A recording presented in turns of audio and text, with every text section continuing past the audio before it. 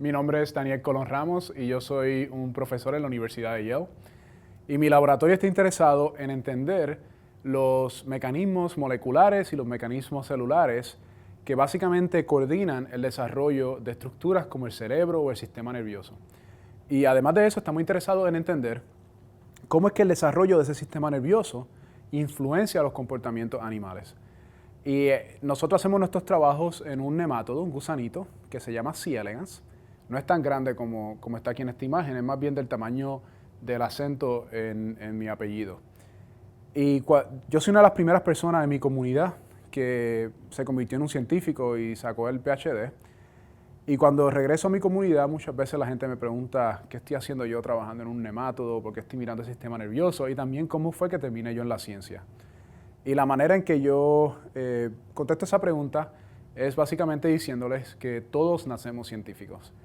Y una imagen es mejor que 1000 palabras, así que les voy a enseñar una foto que yo pienso que ilustra ese concepto. Estas son mis 3 hijas, yo soy el padre de trillizas. Aquí está Keisani, Alexandra y Beatriz. Y esta es la primera vez que van a la playa, están en Puerto Rico y están viendo la arena por primera vez. Y la manera que ellas están generando conocimientos sobre la arena es bastante similar a la manera en que nosotros los científicos generamos conocimiento en general.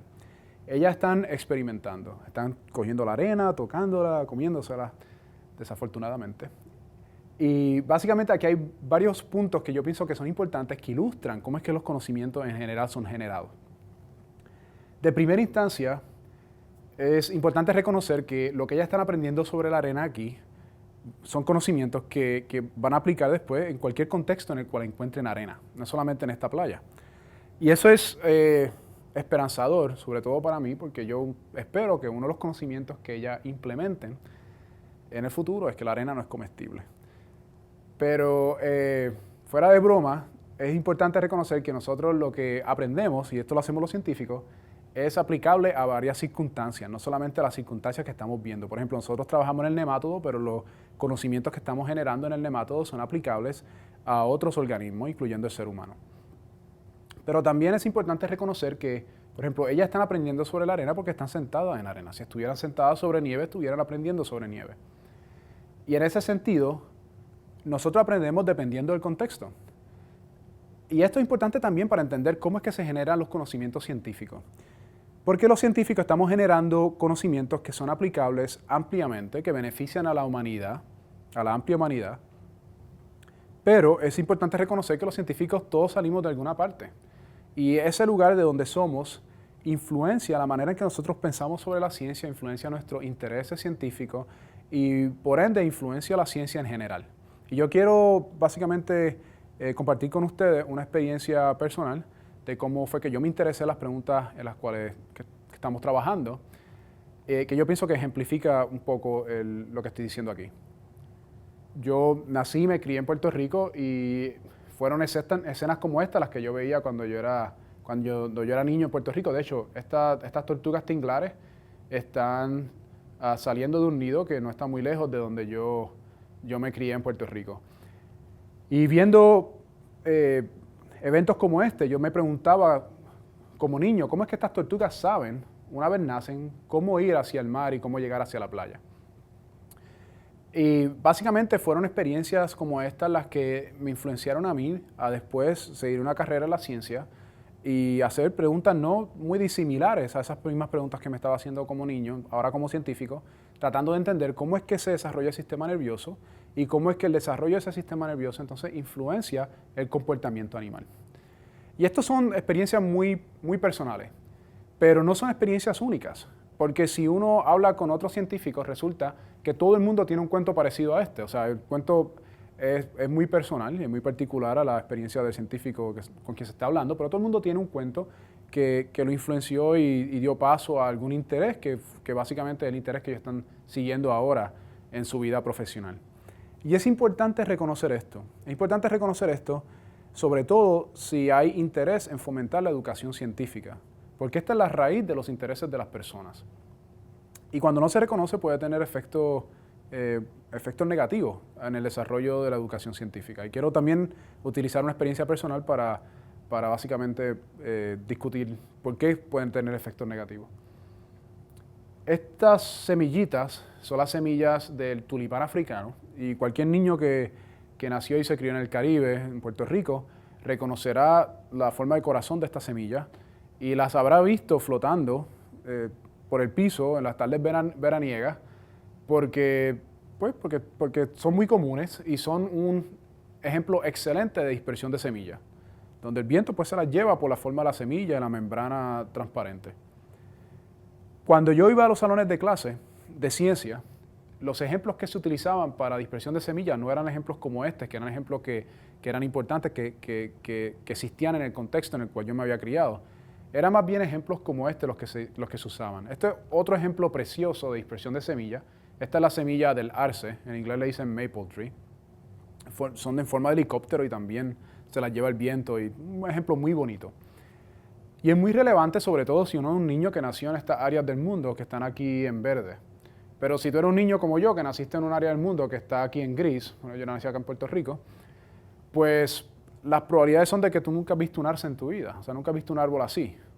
Y es importante uno recibir ejemplos de otras partes del mundo, pero si solamente se reciben ejemplos en las clases científicas de otras partes del mundo, el mensaje que se le está mandando al estudiante es un mensaje de que la ciencia es importante, pero que no aplica a la realidad de ese individuo.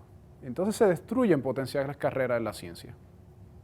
Y eso es un problema. De nuevo, estas experiencias que estoy compartiendo con ustedes fueron experiencias muy personales, pero no son experiencias únicas. A pesar de esta experiencia, yo me convertí en un científico porque después tuve suerte y tuve muy buenos mentores. Y a lo largo de mi carrera yo he tenido la oportunidad de tener conversaciones con otros científicos puertorriqueños, hispanos, y sobre estos temas, y resulta que muchos de ellos tuvieron experiencias similares. Y en ese contexto nosotros auscultamos una oportunidad de hacer algo al respecto, porque ahora nosotros ya éramos profesionales, éramos científicos, y entendíamos la importancia de la ciencia para el mundo, para la humanidad, pero podíamos explicárselo a otros hispanos y podíamos explicárselo a otros puertorriqueños. Y con eso en mente creamos una organización que se llama Ciencia Puerto Rico. Y el propósito de Ciencia Puerto Rico es el crear vínculos entre una comunidad que está geográficamente dispersa, pero emocionalmente o intelectualmente conectada. Y para lograr eso, de una manera costo efectiva, creamos una página en el internet que se llama Ciencia Puerto Rico para personas interesadas en general en el tema de las ciencias y Puerto Rico. No hay que ser científico y no hay que ser puertorriqueño para ser parte de esta página. Simplemente estar interesado en los temas de ciencia que tengan que ver con Puerto Rico. Y esta página es completamente bilingüe. Aquí está la versión en inglés, pero se puede traducir al español aquí con este enlace. Tiene varias secciones, tiene noticias, podcasts, iniciativas. Y una de las secciones más importantes es la sección de miembros que está acá. Y cualquier persona puede entrar y gratuitamente abrir un perfil en esta página. Y los perfiles se ven así. Básicamente te da la oportunidad de tú poner tu información profesional, tu información personal, tus intereses. Y después la página te vincula con otras personas que tengan intereses similares, que sale en esta parte de la página. Y en esta sección pues uno puede ya ir a los diferentes perfiles y empezar a conectarse con otros científicos que compartan los intereses, o con otros educadores, o con otras personas que compartan los intereses científicos. También sale un mapa donde te muestra donde hay otras personas que son también miembros de la página que están en el área donde tú vives. En este caso particular, la usuario vive en el área de Boston, entonces le está mostrando otros usuarios que también viven en el área de Massachusetts. Y estas iniciativas, cuando las creamos, realmente estábamos esperando que quizá unas 40 o 50 personas se registraran, y pensamos que si se registraban 40 o 50 personas y usaban la página iba a ser un gran éxito, porque en aquel momento no conocíamos 40 o 50 personas que estuvieran interesadas en estos temas. Pero la realidad es que la página ha rebasado nuestras expectativas y ahora mismo hay sobre 6,000 miembros, de hecho hay sobre 6,100 miembros, y tenemos también presencia, continúa creciendo la membresía, tenemos presencia en otras páginas como Facebook, Twitter y LinkedIn. ¿Quiénes son estos miembros y por qué se están registrando a la página? ¿Qué es lo que está haciendo la gente cuando se registra a esta página? Pues resulta que nuestros miembros realmente son una comunidad geográficamente diversa. La mayoría están en Puerto Rico, en los Estados Unidos, pero también hay muchos de Latinoamérica y en otros países. De hecho, tenemos representación de 34 países alrededor del mundo. La mayoría son del sector académico, pero hay otros sectores profesionales, del sector privado y del sector público. Y también muchos de ellos son estudiantes subgraduados, universitarios, como este renglón aquí, o son estudiantes graduados. La mayoría de ellos son estudiantes graduados. Pero es importante mencionar que también hay muchos profesionales, todos estos acá son profesores. Y nosotros estimamos, bueno, en nuestros estimados más conservadores, estimamos que el 20% de todos los puertorriqueños que tienen PhD son miembros de esta página. Y eso es importante, porque por un lado tenemos un gran número de profesionales y por otro lado tenemos un número alto de estudiantes. Y esto crea unas oportunidades para crear programas de mentoría, intercambio de información, intercambio de oportunidades de carrera, que de otra manera sería muy difícil de distribuir porque como pueden ver en el mapa es una comunidad muy geográficamente diversa y dispersada. Mirando la membresía, nosotros empezamos a ocultar oportunidades de intervenciones que podíamos hacer, que pudiésemos hacer a través del Internet y que tuvieran vigencia, que fuesen importantes para promover el desarrollo de la ciencia, el desarrollo de la educación y de la investigación en Puerto Rico.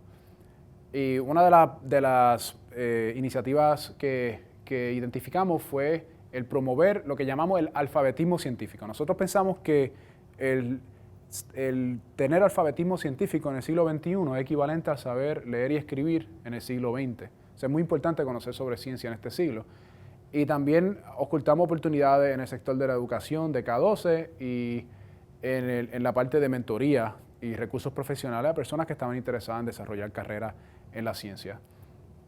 Y una de las cosas más innovadoras que hicimos fue unir educadores científicos con investigadores científicos y traer los talentos de los investigadores, que es generar conocimiento, con el de los educadores, que es comunicar los conocimientos. Traer esos talentos y unirlos para crear nuevas iniciativas en el renglón de alfabetismo científico. Por ejemplo, artículos que se publicaron en varios periódicos, incluyendo el periódico de mayor circulación en Puerto Rico, que es El Nuevo Día.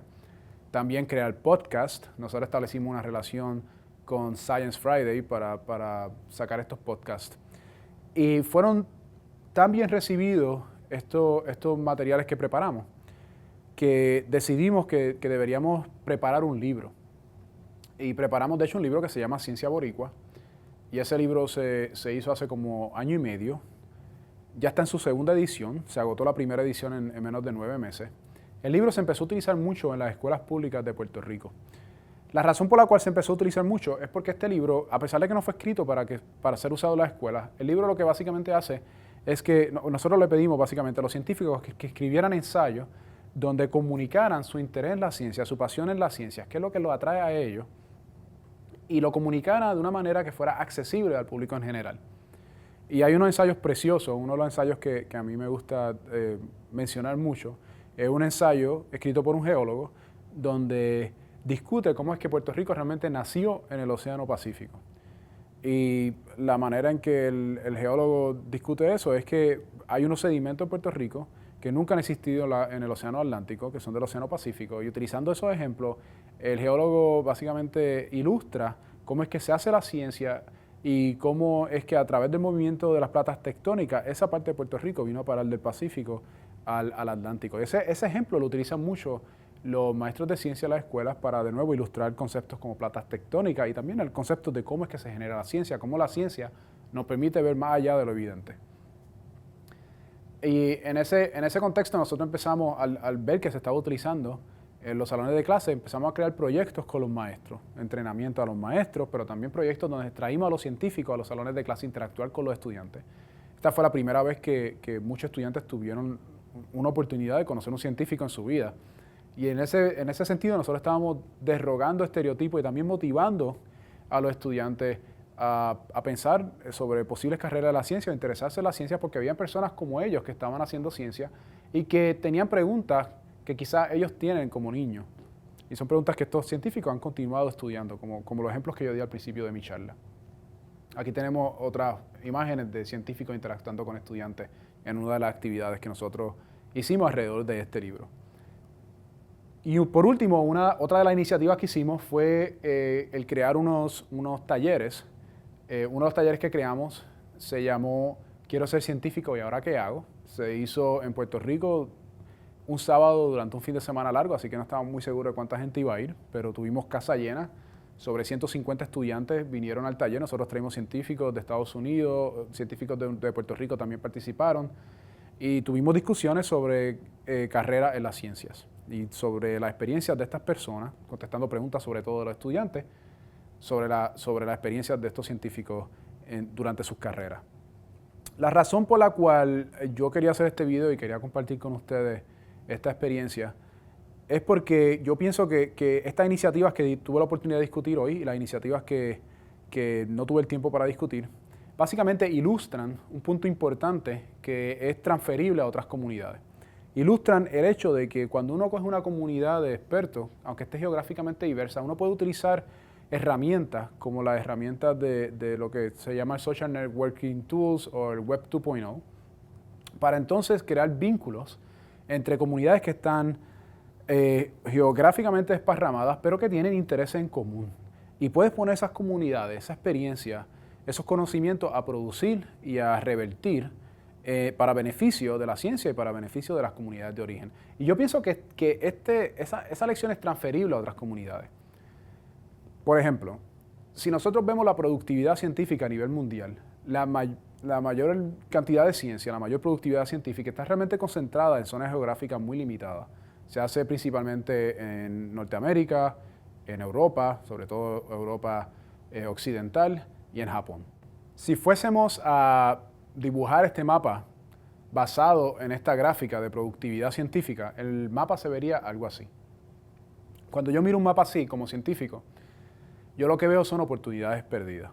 Oportunidades perdidas porque hay mucha experiencia, mucho potencial y muchos conocimientos que no estamos accediendo porque hay personas que viven en estas partes del mundo que quizás no tienen acceso a los materiales, a los conocimientos para poder generar ciencia, pero tienen la capacidad de hacerlo. Y esas son oportunidades perdidas que pues, son para deterioro de la humanidad.